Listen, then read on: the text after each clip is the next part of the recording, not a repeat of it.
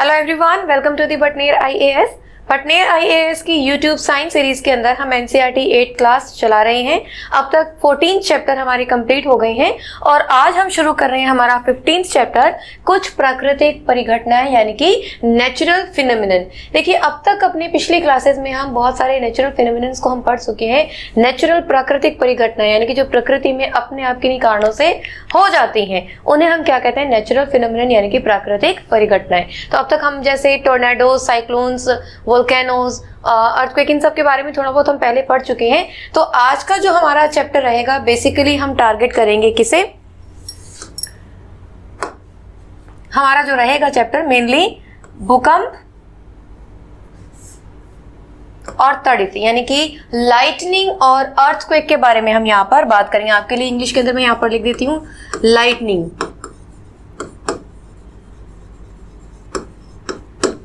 Lightning and earthquake.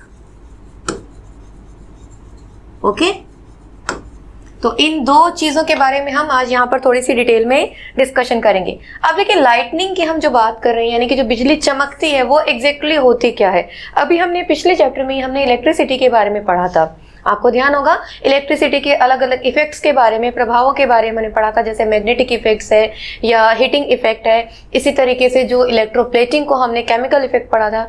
तो यहाँ हमने एक जो चीज समझी थी कि एग्जैक्टली जो इलेक्ट्रिसिटी वो है क्या? Flow of charges. ठीक है, यानी कि जो चार्जेस होते हैं, जो आवेश होता है, उसका प्रवाह ही क्या कहलाता है? इलेक्ट्रिसिटी या विद्युत कहलाता है। तो ये जो आवेश है, यही जो आवेश है, यही जो हम लाइटनिंग की बात कर रहे हैं, जो हम बिजली चमकने की बात कर रहे हैं, वही जो प्रोसेस है वो वहां पर भी हमारा काम करता है। ठीक है, तो अब अगर हम देखें हमारी बुक के अकॉर्डिंग 600 ईसा पूर्व से पहले भी जो यूनानी लोग थे वो इसके बारे में जानते थे। जब ये एम्बर, ये एक प्रकार की राल हमें बताएगी, जो फर्श है बेसिकली, जब उसको सिल्क से रगड़ते थे, रब करते थे, तो क्या होता था? इसमें एक तरह की प्रॉपर्टी डेवलप हो जाती थी जो दूसरी कुछ चीजों को अपनी तरफ अट्रैक्ट कर सकता था। हम बचपन में खेल करा करते थे, आपको ध्यान होगा, हम स्केल को अपने ड्राई हेयर्स पर रब करते हैं, है ना, और फिर उसको कागज के टुकड़ों के पास लेके जाते हैं, तो वो स्केल क्या करता है? उन कागज के टुकड़ों को अपनी तरफ अट्रैक्ट करता है। इसी तरीके से कई बार जब हम कॉम्ब करते हैं तो हमारे बालों से, ड्राई हेयर जब होते हैं, हमें अलग तरह की कुछ आवाज आती है। ठीक है, हम जैसे अपने कपड़े रिमूव करते हैं तो उसमें भी वुलन जो क्लोथ्स होते हैं उसमें हमें क्या होती है? चट चट की आवाज आती है, कई बार हमें चिंगारियां भी नजर आती हैं। तो वो सब क्या है? वो इन्हीं चार्जेस के कारण है। ठीक है, तो यहाँ हम कह रहे हैं कि 600 ईसा बीसी में भी जो है इसका हमें पता था। और इसके बाद अगर हम देखें, जैसा कि उन्होंने बताया, यहाँ पर ये सारी चीजें लिखी गई हैं, देखिए 600 ईसा पूर्व से भी पहले प्राचीन यूनानी यह जानते थे कि जब एम्बर को फर से रगड़ते हैं तो यह बालों जैसी हल्की वस्तु को आकर्षित कर लेता है, जैसा कि अभी मैंने आपको बताया। और जो दूसरी जो चीजें हैं, जैसे हम देखते हैं कि हमने स्केल का एग्जांपल पढ़ा या वुलन क्लोथ्स का हमने पढ़ा, तो वो सब चीजें भी इसी प्रॉपर्टी को शो करती हैं। इसी तरीके से सन 1752 में 1752 के अंदर 1752 में जो अमेरिकी साइंटिस्ट थे बेंजामिन फ्रैंकलिन, उन्होंने भी ये बताया कि ये जो फिनोमिनन्स हम देख रहे हैं, चाहे हमारे जो वुलन क्लोथ्स हैं उनसे चिंगारियां निकलती हैं, या हम कॉम्ब को रब करते हैं, या जो एम्बर वाला भी एग्जांपल हमने देखा, इन सब में, और जो आकाश में बिजली चमकती है, वो बिजली और ये जो बिजली है, यानी कि जो चमक हमें दिखाई दे रही है, बिजली तो हम इसे नहीं कहेंगे, तो इन दोनों में कुछ ना कुछ समानता, यानी कि दोनों का जो कारण है वो एक ही है। अब वो कारण क्या है? अभी जैसे हमने पढ़ा, वो क्या है? चार्जेस यानी कि आवेश जिसे हम कहते हैं। ठीक है, क्लियर? अब यहाँ मैं आपको बताना चाहूंगी कि हम जो हमने मैटर की 3 स्टेट्स पढ़ी हैं, सॉलिड, लिक्विड एंड गैसियस, इसमें हम क्या देखते हैं कि जितने भी मैटर हैं वो छोटे से छोटे पार्टिकल, बहुत सारे particle, suppose this is the solid, तो ये क्या होगा? ये पार्टिकल से बना हुआ है। अगर हम इस एक पार्टिकल को अलग निकाल लें तो ये एक पार्टिकल भी बहुत सारे अंदर छोटे छोटे पार्टिकल से मिलकर बना होता है। और जो 2 पार्टिकल की हम मेनली बात करते हैं, कौन से होते हैं? एक होता है इसमें प्रोटॉन और एक होता है इलेक्ट्रॉन। ठीक है, अभी हम यहाँ पर इसी की बात करेंगे। प्रोटॉन क्या होता है? पॉजिटिवली चार्ज, और इलेक्ट्रॉन्स क्या होते हैं? नेगेटिवली चार्ज पार्टिकल्स होते हैं। अब प्रोटॉन्स और इलेक्ट्रॉन्स जो है वो हमेशा सेम अमाउंट में रहते हैं, इक्वल अमाउंट में रहते हैं, यानी कि प्रोटॉन एंड इलेक्ट्रॉन दोनों क्या रहेंगे, हमेशा इक्वल रहेंगे। अब जब ये दोनों इक्वल रहेंगे तो क्या होगा, दोनों के इक्वल रहने के कारण जो भी सब्सटेंस होगा वो कैसा कहलाएगा, हमें न्यूट्रल कहलाएगा, यानी कि उदासीन कहलाएगा। ठीक है, यही होगा जब प्रोटॉन्स और इलेक्ट्रॉन्स इक्वल अमाउंट में होंगे, समान संख्या में होंगे, तो वो जो सब्सटेंस है वो क्या कहलाएगा, हमारा न्यूट्रल यानी कि उदासीन। लेकिन कभी कभी ऐसा होता है कि जो सब्सटेंसेस है वो आपस में जो चार्जेस हैं उनको बदल लेते हैं। जैसे रबिंग के थ्रू हम बात करें, यानी कि जब हम रगड़ लेते हैं किन्हीं चीजों को, रबिंग जैसे हम कहें, यानी कि रगड़ना। जब किन्हीं दो चीजों को हम आपस में रगड़ देते हैं तो क्या होता है, उनके जो चार्जेस हैं आपस में एक दूसरे के साथ चेंज हो जाते हैं। ठीक है, कन्वेक्शन जैसे हम कहते हैं, यानी कि एक दूसरे में चेंज हो जाते हैं। तो सपोज ये हमारे यहाँ हमारे पास ये एक सब्सटेंस है जिसमें प्रोटॉन और इलेक्ट्रॉन, सपोज ये हमारे पास 3 ठीक है, 3 प्रोटॉन्स एंड 3 इलेक्ट्रॉन्स है हमारे पास में। तो अब क्या होगा, जब हमने इन दो सब्सटेंसेस को आपस में रगड़ा, यहां पर भी हमने क्या कहा, 3 प्रोटॉन्स हैं और 3 इलेक्ट्रॉन्स हैं। जब इन दोनों सब्सटेंसेस को हमने आपस में रब किया तो क्या होगा, कुछ इलेक्ट्रॉन्स क्या होंगे, चेंज हो जाएंगे, यानी कि हो सकता है कुछ इलेक्ट्रॉन्स यहां से यहां शिफ्ट कर जाएं। ठीक है, तो यहां पर अब क्या पोजीशन हो जाएगी, अगर हम इसको इस तरीके से यहां पर देखें,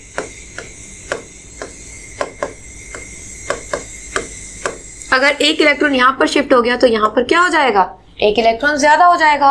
और इसको अगर हम देखें तो यहां पर क्या हो जाएगा, एक इलेक्ट्रॉन कम हो गया, है ना। समझ आ रहा है आपको, ये दो ही जो है हमें नजर आ रहे हैं इलेक्ट्रॉन, क्योंकि एक जो इलेक्ट्रॉन है वो इधर शिफ्ट हो गया। क्लियर। तो अब जहां पर इलेक्ट्रॉन ज्यादा होंगे तो हम इसे क्या कह देंगे, नेगेटिवली चार्ज्ड। क्या कहेंगे हम इसे, नेगेटिवली चार्ज्ड, यानी कि ऋणात्मक। और यहां पर हम इसे क्या कह देंगे, पॉजिटिवली चार्ज्ड। क्लियर। तो अभी हमने पढ़ा कि पहले क्या था, जब प्रोटॉन्स और इलेक्ट्रॉन्स इक्वल थे तो वो क्या थे, न्यूट्रल स्टेट थी, उदासीन अवस्था थी। लेकिन जब रबिंग की वजह से जो इनमें जो हुआ, इलेक्ट्रॉन्स की शिफ्टिंग हो गई, तो क्या हुआ, नेगेटिवली चार्ज और पॉजिटिवली चार्ज पार्टिकल्स ये जो हैं बन गए।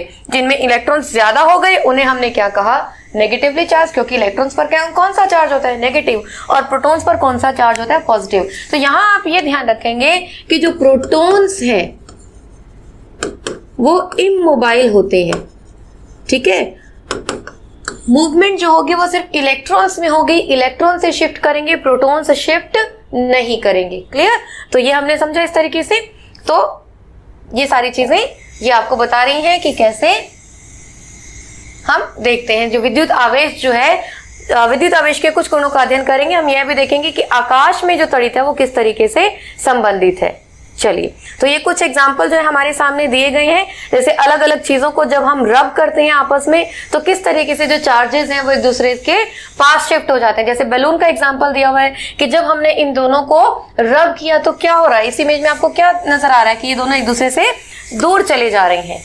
ये दोनों क्या हो रहे हैं, एक दूसरे से दूर चले जा रहे हैं। और यही हमने इस बैलून को अगर एक दूसरी चीज के साथ हमने रब किया, सपोज हमने एक रिफिल के साथ, एक पेन के साथ जब हमने रब किया तो ये एक दूसरे के थोड़ा सा नजदीक आते हैं। इसका मतलब जब दो एक जैसी चीजें को जब हम रब करते हैं तो वो एक दूसरे से दूर जाती हैं। तो ये हम जानते हैं जो सेम चार्जेस हैं, सेम चार्जेस होंगे वो क्या करेंगे, एक दूसरे को रिपेल करेंगे, प्रतिकर्षित करेंगे। और वहीं जो अपोजिट चार्जेस हैं वो क्या करेंगे, एक दूसरे को अट्रैक्ट करेंगे। ठीक है, बहुत बेसिक सी चीज है, बहुत बार हम पढ़ चुके हैं। तो यहाँ इस इमेज के थ्रू ये आपको भी समझ में आ सकता है कि जब दो एक जैसी चीजें आपस में हम रब करके चार्जेस की शिफ्टिंग करते हैं तो एक दूसरे को रिपेल करती हैं। क्यों, क्योंकि सेम चार्ज होता है और सेम चार्ज हम जानते हैं पॉजिटिव पॉजिटिव या नेगेटिव नेगेटिव क्या होगा, एक दूसरे को रिपेल करेगा। वहीं दो अलग अलग चीजों को जब हमने रब करके चार्जेस की शिफ्टिंग करवाई तो वो एक दूसरे को अट्रैक्ट करती हैं। क्यों, क्योंकि जो अपोजिट चार्ज है वो एक दूसरे को अट्रैक्ट करेंगे। क्लियर। चलिए, ये देखिए लिखा है विपरीत आवेश एक दूसरे को आकर्षित करते हैं और जो समान आवेश है वो एक दूसरे को प्रतिकर्षित करते हैं और विपरीत आवेश एक दूसरे को आकर्षित करते हैं। ठीक है, चलिए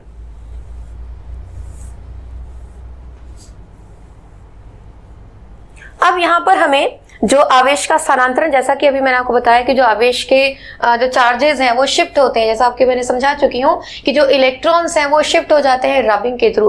तो यहाँ जो है एक सरल विद्युतदर्शी जो हमें दिखाया गया है, इसमें एक जार लिया गया है, ऊपर एक कार्डबोर्ड लगाया गया है और उस कार्डबोर्ड के अंदर से एक जो मेटल की जो वायर है उसको लटकाकर, और यहाँ पर ये जो आपको क्लिप्स नजर आ रही हैं ये क्या है, ये किसी मेटल की, जैसे एल्यूमिनियम फॉयल हम यूज करते हैं तो उसकी फ्लिप्स लेकर के इसको लटका दिया गया है। और जब इसको यहाँ से रब करते हैं, देखिए दोनों चीजों को जब आपस में रब कर रहे हैं तो क्या हो रहा है, चार्ज शिफ्ट हो रही है, और चार्जेस शिफ्ट होने की वजह से ये दोनों जो स्ट्रिप्स हैं वो एक दूसरे से दूर जा रही हैं। क्यों? क्योंकि ये दोनों क्या है, सेम ही मेटल की बनी हुई है। तो इसी को हम क्या कह देते हैं, सरल विद्युतदर्शी। तो एल्यूमिनियम की पन्ने की जो पट्टियां यहां पर दिखाई गई हैं आपको, पेपर क्लिप से होते हुए आवेशित रिफिल से आवेश प्राप्त करती हैं।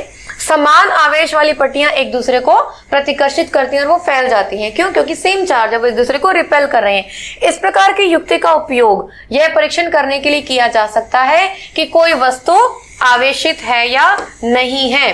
तो इसी को हम क्या कह देते हैं, विद्युतदर्शी कहते हैं। ठीक है, समान आवेश वाली पट्टियां एक दूसरे को प्रतिकर्षित करती हैं। क्लियर? इस प्रकार हमें यह ज्ञात हुआ कि विद्युत आवेश को किसी आवेशित वस्तु से अन्य वस्तु में धात्विक चालक द्वारा भेजा जा सकता है, यानी कि जो चार्जेस हैं वो शिफ्ट हो सकते हैं। क्लियर? देखिए बुक में हमारे पास जो है ये एक्सपेरिमेंट करके बहुत चीजें समझाई गई हैं। हालांकि हम 8th एनसीईआरटी करें तो 8th क्लास के बच्चे को इमेजिन करके बुक बनाई गई है ना, लेकिन आप तो 8th क्लास के बच्चे नहीं है, तो एक एक चीज जो है वो लाइन टू लाइन में पढ़कर आपको यहाँ नहीं बताऊंगी, लेकिन आपके सामने सारी बुक है तो कोई भी टॉपिक हमारा मिस नहीं होना चाहिए। तो चलिए विद्युतदर्शी के बाद हम देखें तो विद्युत धारा के किसी भी कारण से लीक होने से उत्पन्न विद्युत आघात से हमें बचाने के लिए भू संपर्कन की व्यवस्था की जाती है, जिसे आप क्या कहते हैं, अर्थिंग। क्लियर? अर्थिंग, भू संपर्कन। ठीक है, क्या है ये, जो विद्युत धारा का कोई भी जो प्रभाव होगा, किसी भी कारण से जो विद्युत धारा लीक हो जाती है और उसका इफेक्ट हमें ना हो, उससे बचाने के लिए क्या की जाती है, अर्थिंग की जाती है। आपने देखा होगा हमारे घरों में हम एक अलग से वायर को कनेक्ट करते हैं सारे सर्किट से, और उसको हम अर्थ के अंदर, गहराई के अंदर हम उसको फिट कर देते हैं, यानी कि जो भी एक्स्ट्रा करंट है वो क्या हो जाता है, उसके अंदर चला जाता है। ठीक है, तो उसे हम कहते हैं अर्थिंग। अब जो तड़ित है यानी कि जो बिजली है वो एग्जैक्टली है क्या, देखिए जो बिजली की, जैसे भी मैंने आपको बताया, जो चार्जेस होते हैं, है ना। अब आपने अपनी पिछली क्लासेस में आपको ध्यान होगा, मैंने आपको पढ़ाया था कि जो इवापोरेशन और कंडेंसेशन होता है, यानी कि जो पानी है वो गर्म होकर ऊपर की तरफ उठता है, भाप बनता है ना, और ऊपर जाने पर क्या हो जाता है, फिर से कंडेंसेशन होता है, संघनन होता है, और वो जो भाप है फिर से पानी बनकर नीचे उतरती है। तो ये जो ऊपर नीचे यानी कि इवापोरेशन और कंडेंसेशन का जो प्रोसेस कंटिन्यूसली चल रहा है, इसी के बीच में क्या बन जाती है, लाइटनिंग बन जाती है। कैसे? यानी कि अगर आम भाषा में आपको बताऊं कि जो दोनों चीजें आपस में टकराती हैं, यानी कि वेपर्स ऊपर उठ रही हैं और पानी की बूंदे नीचे आ रही हैं, ठीक है, तो आपस में टकराएंगे तो क्या होगी, वो आवाज होगी, रबिंग होगी। ठीक है, उस रबिंग की वजह से ही बिजली बनती है। तो क्या होता है, देखिए जो क्लाउड्स बन गए हैं, है ना, कैसे बने, इवापोरेशन से ऊपर कंडेंसेशन हुआ और धीरे धीरे क्या हुआ, वो क्लाउड्स बनते चले जा रहे हैं। अब जो क्लाउड्स की ऊपर वाली जो सरफेस होती है, ऊपर की तरफ इसमें क्या होते हैं, पॉजिटिव, ये आपको नजर आ रहा है यहाँ पर, ये पॉजिटिव चार्ज ऊपर की तरफ, और यहीं अगर हम नीचे की तरफ देखें तो क्या होता है, नेगेटिवली चार्ज जो है वो इकट्ठा होता चला जाता है। और ये है जो हमारी अर्थ सरफेस है, ठीक है, और अर्थ सरफेस के ऊपर भी जो है वो पॉजिटिव चार्ज हमें नजर आ रहा है, यानी कि अर्थ सरफेस के ऊपर भी पॉजिटिव चार्ज बन जाता है। तो अभी हमने देखा कि जब पॉजिटिव और नेगेटिव चार्ज आपस में एक दूसरे को क्या करेंगे, अट्रैक्ट करेंगे, है ना, और सेम चार्जेस क्या करेंगे, एक दूसरे को रिपेल करेंगे। तो ये जो चार्जेस हैं जब बहुत ज्यादा हो जाते हैं क्लाउड्स के अंदर, बहुत ज्यादा क्लाउड जो इसको मेंटेन नहीं कर पाता, तो ये क्या हो जाता है, नेगेटिवली चार्ज जो है ये पॉजिटिव के पास अट्रैक्ट हो जाता है। इसी को हम क्या कह देते हैं, बिजली चमकना कह देते हैं, लाइटनिंग कह देते हैं, है ना। तो ये अर्थ सरफेस और क्लाउड्स के बीच में भी हो सकता है, दो या दो से ज्यादा क्लाउड्स के बीच में भी हो सकता है। अब यहीं पर अगर मैं एक और क्लाउड बना दूं यहाँ पर, ठीक है, तो ये यहाँ पर क्या हो गया, ऊपर की तरफ हम जानते हैं पॉजिटिव, और ये क्या हो गया, नेगेटिव चार्ज। तो हो सकता है कि इन क्लाउड्स का भी आपस में क्या हो जाए, चार्जेस की शिफ्टिंग हो जाए, जिसकी वजह से लाइटनिंग डेवलप हो सकती है। यानी कि दो या दो से ज्यादा क्लाउड्स के बीच में भी हो सकती है, क्लाउड्स और अर्थ सरफेस के बीच में भी हो सकती है लाइटनिंग, बिजली की चमकना। ठीक है, तो बिजली कैसे चमकती है, क्या कारण है उसका, वो अब आपको समझ में आ गया होगा, आई होप। चलिए, ये देखिए लिखा है आवेश के संचयन से तड़ित का होना, यानी कि जो आवेश का जो कन्वेक्शन हो गया, यानी कि शिफ्टिंग हो रही है, जो पॉजिटिव और नेगेटिव एक दूसरे को अट्रैक्ट कर रहे हैं, उस वजह से जो है वो लाइटनिंग जो है डेवलप हो रही है, बन रही है। ठीक है, अब जो लाइटनिंग होती है उस समय जो है सुरक्षा हम कैसे करें, जो तड़ित से सुरक्षा, यानी कि जो बिजली चमक रही है उससे हम सुरक्षा कैसे करें। तो देखिए अगर हम देखें तड़ित एवं झंझा, झंझा यानी कि थंडरस्टॉर्म, क्लियर,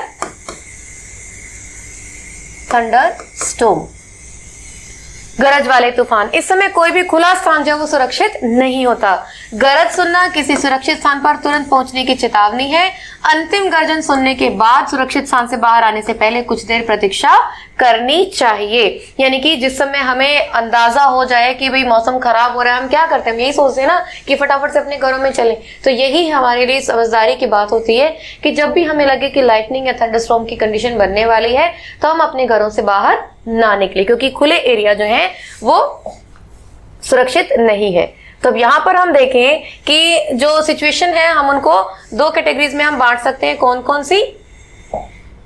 बाहर खुले में, यानी कि अगर बाई चांस हम ओपन में हैं या हम घर के अंदर हैं, तो दोनों जगहों पर आउटसाइड और इनसाइड में हमें क्या क्या प्रिकॉशन रखने चाहिए। तो खुले वाहन जैसे मोटरसाइकिल, ट्रैक्टर, निर्माण कार्य हेतु मशीनें, खुली कार, ये सब क्या है, सुरक्षित नहीं है, हमें इनके आसपास नहीं रहना चाहिए। खुले मैदान, ऊंचे वृक्ष, पार्कों में शरण स्थल, ऊंचे स्थान तड़ित से हमारी सुरक्षा नहीं करते। तड़ित झंझा के समय छाता लेकर चलने का विचार किसी भी दृष्टि से अच्छा नहीं है। क्यों? क्योंकि छाता आप जानते हैं उसके ऊपर मेटल की रोड होती है और वो क्या करते हैं, उसको अट्रैक्ट कर सकती है। क्लियर? यदि आप वन में हैं तो छोटे वृक्ष के नीचे शरण लेनी चाहिए, ठीक है, बड़े पेड़ों के नीचे हमें जो है शेल्टर नहीं लेनी चाहिए। और जैसे कि अभी हमने ऊपर इमेज देखी है, अगर हमें फिर भी कोई जगह नहीं मिलती है तो हमें उकड़ू होकर और अपने हाथों से इस तरीके से नीचे की तरफ आप सिर को दबाकर बैठ जाना चाहिए। क्लियर?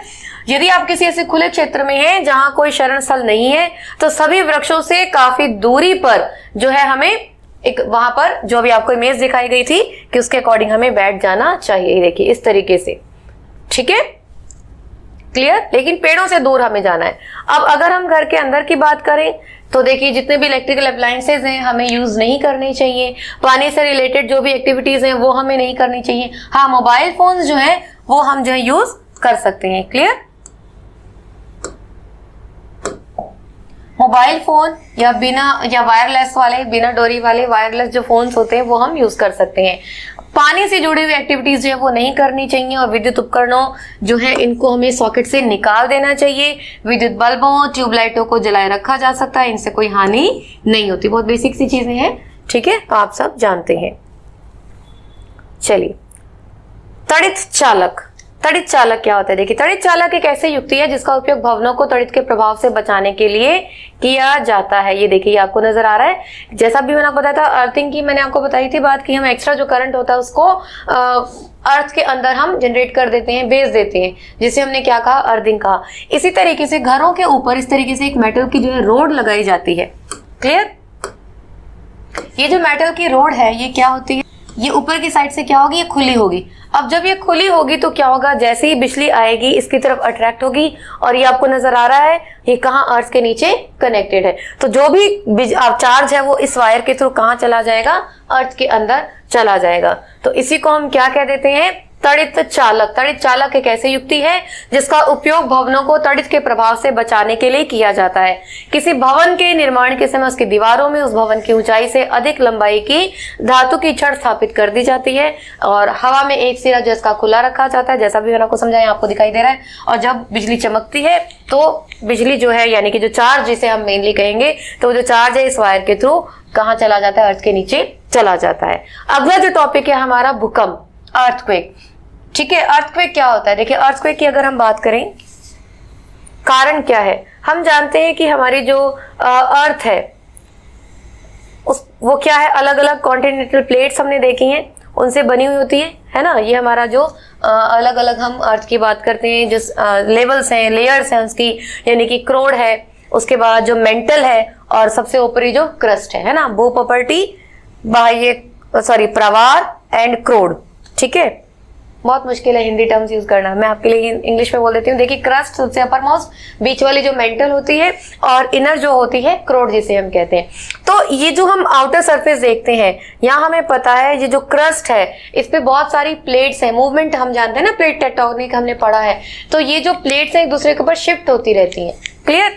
तो ये परत जो है एक खंड में नहीं है, ये देखिए आपको नजर आ रहा है यहाँ पर इस इमेज में, ये जो परतें हैं ये एक खंड में नहीं है, अलग अलग जो है परतें जो हैं बनी हुई हैं। जैसे हम पिछले क्लास में भी हमने पढ़ा था कि जो इंडिया है हमारा, वो आज जो पूरे वर्ल्ड की अगर हम बात करें ऐसे पोजीशन में नहीं था, पहले एक ही हिस्सा हुआ करता था। फिर जो पेंजिया हमने, पेंथालोसा हमने पढ़ा है ना, जियोग्राफी की क्लास में हमने पढ़ी ये सब चीजें। तो धीरे धीरे क्या हुआ, चेंजेस होते रहे, प्लेट्स आपस में एक दूसरे से दूर होती चली गई। इस तरीके से जो इंडियन प्लेट है वो यूरेशियन प्लेट की तरफ शिफ्ट हुई, और जिससे हिमालयन माउंटेन का फॉर्मेशन हुआ। तो ये देखिए ये इंडियन प्लेट है, तो यहाँ पर आपको नजर आ रहा है इस तरीके से कैसे जो है प्लेट्स जो है वो मूव करती रहती हैं। तो सपोज अगर ये दो प्लेट्स हैं, ठीक है, अब ये एक दूसरे के साथ स्लाइड कर रही हैं, तो कभी क्या होगा, एक दूसरे के साथ स्लाइड कर सकते हैं, कभी एक दूसरे के ऊपर जा सकते हैं, कभी डाइवर्जेंट मूवमेंट हो सकती है, कभी कन्वर्जेंट मूवमेंट हो सकती है। तो जब ये मूवमेंट्स होती हैं, इन्हीं की वजह से जो है वो अर्थक्वेक डेवलप होते हैं। पृथ्वी की परत एक खंड में नहीं है, टुकड़ों में विभाजित है, प्रत्येक टुकड़े को हम प्लेट कहते हैं, और ये जो प्लेट्स है निरंतर गति करती रहती हैं, और जब एक दूसरे से रगड़ खाती हैं अथवा टक्कर के कारण एक प्लेट से दूसरी प्लेट के नीचे चली जाती है। देखिए यहाँ इमेज में हमें दिखाया गया है, ये एक प्लेट है, दूसरी और एक दूसरे के नीचे शिफ्ट कर गई है। तो इस कारण भूप्रकृति में विक्षोभ उत्पन्न होता है। यह विक्षोभ पृथ्वी की सतह पर भूकंप के रूप में दिखाई देता है। क्लियर? तो भूकंप कैसे बनता है ये आप देख चुके हैं। तो जहां जो जो प्लेट्स के जो जॉइंट्स हैं, जहां जहां कहीं भी, वो क्या होंगे, अर्थक्वेक प्रोन एरियाज होंगे, यानी कि वहां पर जो अर्थक्वेक है बहुत ज्यादा आएगा। और जो सेंटर है जहां से वो जनरेट होता है फिर अर्थ के ऊपर पहुंचता है, उसे हम फोकस कहते हैं, एपी सेंटर, हाइपो सेंटर, ये सब चीजें हम अपनी पिछली क्लासेस में ऑलरेडी जियोग्राफी की क्लास में हालांकि हमने पढ़ी हैं। तो इसको हम फिर से देख लेते हैं एक बार को। और ये आपको मेनली जो दिखाई गई हैं कि कौन कौन सी जो प्लेट्स हैं जहां पर खतरे ज्यादा हैं, ये हमारी इंडियन प्लेट आ गई, और ये यूरेशियन प्लेट, ये देखिए एक दूसरे की तरफ शिफ्ट कर रही हैं। तो यहाँ पर ये गंगा का मैदान है, ये माउंट एवरेस्ट नजर आ रहा है। तो अब यहाँ पर अब आप देखिए कि कौन कौन से जो एरियाज हैं वो प्रोन एरियाज हैं, भूकंपित क्षेत्र अथवा भ्रंश क्षेत्र कहते हैं। भारत के जो है कौन कौन से, देखिए केंद्रीय कश्मीर, पश्चिमी तथा केंद्रीय हिमालय, समस्त उत्तर पूर्व कच्छ का रण, राजस्थान, सिंध, गंगा के मैदान, और दक्षिण भारत के भी जो कुछ हिस्से हैं वहां पर भी जो इसका इफेक्ट हमें देखा जा सकता है। तो भूकंप क्यों उत्पन्न हो रहे हैं, इन प्लेट्स की मूवमेंट के कारण। जो प्लेट्स की जो मार्जिन हैं, जो सीमाएं हैं वो वीक होती हैं, और इनकी वजह से क्या होते हैं, वहां पर भूकंप जो है वो ज्यादा आते हैं। क्लियर? चलिए, अच्छा यहाँ पर एक चीज और है कि जो भूकंप है उसको हम कैसे मेजर करते हैं। भूकंप को हम मेजर करते हैं रिक्टर स्केल पर, रिएक्टर स्केल पर, ठीक है। तो 7 से अधिक अगर होगा तो बहुत ज्यादा डैमेजिंग, बहुत ज्यादा डिवास्टेटिंग वो अर्थक्वेक होगा। तो भुज और कश्मीर का जो हमें एग्जांपल पहले का दिया गया है, तो ये जो थे 7.5 से भी ज्यादा की जो इंटेंसिटी हम फ्रिक्वेंसी कहीं तीव्रता जो है वो इससे भी ज्यादा थी। तो हम अंदाजा लगा सकते हैं कि कितना नुकसान करके गए होंगे, ठीक है।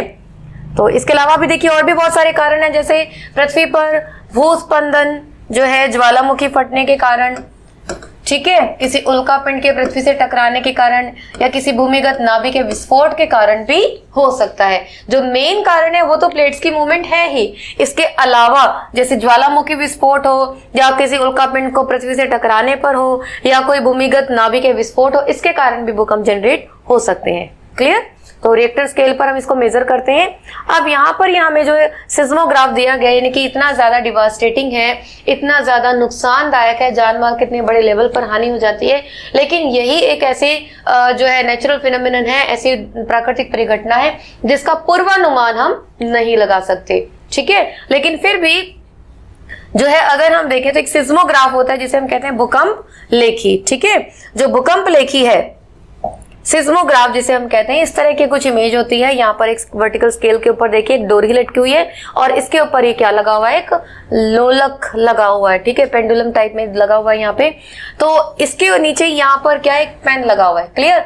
अब ये जो नीचे जो बेलना टाइप आपको स्ट्रक्चर नजर आ रहे हैं, इसके ऊपर पेपर्स लगे होते हैं। तो जैसे ही वाइब्रेशंस आने लगते हैं तो क्या होगा, ये जो दोलन है, ये भी क्या पेंडुलम है, ये भी क्या करेगा, हिलेगा, और इसके नीचे का जो पेन है वो भी मूव करेगा। और जैसे ये मूव करेगा तो जो पेपर लगा हुआ है इसके ऊपर, ये देखिए आपको नजर आ रही है कि किस तरीके से लाइनिंग्स बन रही हैं।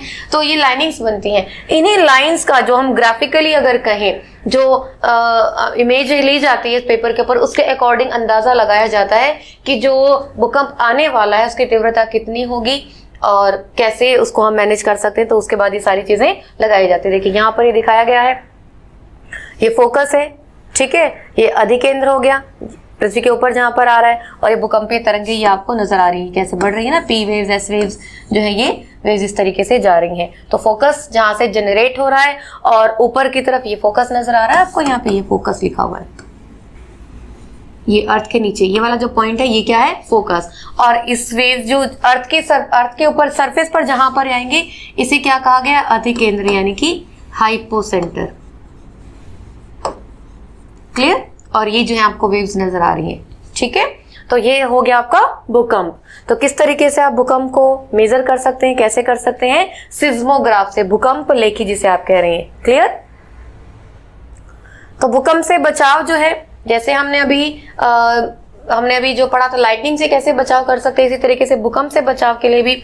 तो सबसे पहले तो अगर हम देखें जो एरिया प्रोन है, जो भूकंप प्रोन एरियाज हैं, अर्थक्वेक प्रोन एरियाज हैं, वहां आपकी जो कंस्ट्रक्शन है उसी हिसाब से की जाए, यानी कि बहुत ऊंची बिल्डिंग्स नहीं बनाई जाए, जो प्रॉपर कंस्ट्रक्शन रूल्स हैं उनको फॉलो किया जाए। देखिए रहने वाले लोगों को इनका सामना करने के लिए विशेष तौर से जो है तैयार रहना चाहिए। सर्वप्रथम इन क्षेत्रों के भवनों का डिजाइन ऐसा हो कि वे बड़े भूकंप के झटकों को सह सकें। आधुनिक भवन प्रौद्योगिकी इसे संभव बना सकती है। उचित यह है कि भवनों के ढांचे सरल हों ताकि वे भूकंप निरापद यानी कि भूकंप को सहन कर सके। किसी योग्य आर्किटेक्ट एवं संरचना इंजीनियर से हमें सजेशंस लेने चाहिए। अत्यधिक भूकंपीय क्षेत्रों में भवन निर्माण में भारी पदार्थों की अपेक्षा मिट्टी और इमारती लकड़ी का यूज करना चाहिए, क्योंकि जो हैवी मटेरियल होगा तो डैमेज से क्या होगा, नुकसान ज्यादा होगा। तो ये बेसिक सी चीजें हैं। देखिए दीवार घड़ी, फोटो फ्रेम, जल तापक, गीजर जिसे कहते हैं, दीवार में लटकाते समय सावधानी रखनी चाहिए ताकि कभी भूकंप आए तो वो हमारे ऊपर ही ना गिरे, नुकसान ना हो। क्योंकि कुछ भवनों में भूकंप के कारण आग भी लग सकती है, तो जो फायर एक्सटिंग्विशर है उसकी भी हमें प्रॉपर अरेंजमेंट करके रखनी चाहिए। अगर घर में है हमें और हमें लगता है कि भूकंप आने वाला है तो हमें किसी टेबल उसके नीचे आ जाना चाहिए। क्यों? क्योंकि जब ऊपर से मान लीजिए भूकंप आएगा तो सही, आ तो गया ही है ना, सिर पे तो पड़ी गई है, तो जब भी ऊपर से कोई चीज नीचे गिरेगी तो क्या होगा, वो किसी सरफेस को टच करेगी तो उसकी इंटेंसिटी जो है वो कम हो जाएगी और हमें चोट कंपैरेटिवली कम लगेगी। क्लियर? तो इसीलिए हमें किसी भी सरफेस के नीचे एक बार को छुप जाना चाहिए और अपने हाथों, सिर को हमें हाथों से नीचे दबा लेना चाहिए ताकि चोट कम से कम लगे। भारी वस्तुओं से दूर रहें। अगर हम बिस्तर पर हैं तो हम उठे नहीं, बिस्तर पर ही रहें और सिर को अपने बचा के रखें। और घर से बाहर हैं तो वही चीज, विद्युत लाइनों से हम दूर रहें, खुले स्थान पर हम रहें, ठीक है, और जमीन पर हम लेट जाएं। किसी कार अथवा बस में है तो बाहर नहीं निकले और धीरे धीरे चलते हुए किसी सेफ एरिया में, खुले एरिया में हम पहुंच जाएं। क्लियर? तो चलिए, ये हमारा आज का चैप्टर कंप्लीट हो गया। नेचुरल फिनोमिनन हमने पढ़ा कि लाइटिंग क्या है, लाइटनिंग कैसे जनरेट होती है, चार्जेस क्या होते हैं, positively charge, negatively charge particles, किस तरीके से जो चार्जेस हैं आपस में शिफ्ट हो जाते हैं, चेंज हो जाते हैं और उसकी वजह से जो बिजली है वो चमकती है। क्लियर? तो बिजली चमकने के बाद हमने पढ़ा कि किस तरीके से हम जो उसकी प्रोटेक्शन है हम कैसे कर सकते हैं, जो बिजली चमकती है उससे हम अपने आप को कैसे प्रोटेक्ट कर सकते हैं। क्लियर? बहुत ज़्यादा स्क्रॉल करना पड़ेगा, चलिए छोड़िए। तो ये सारी चीज़ें हमने देखी।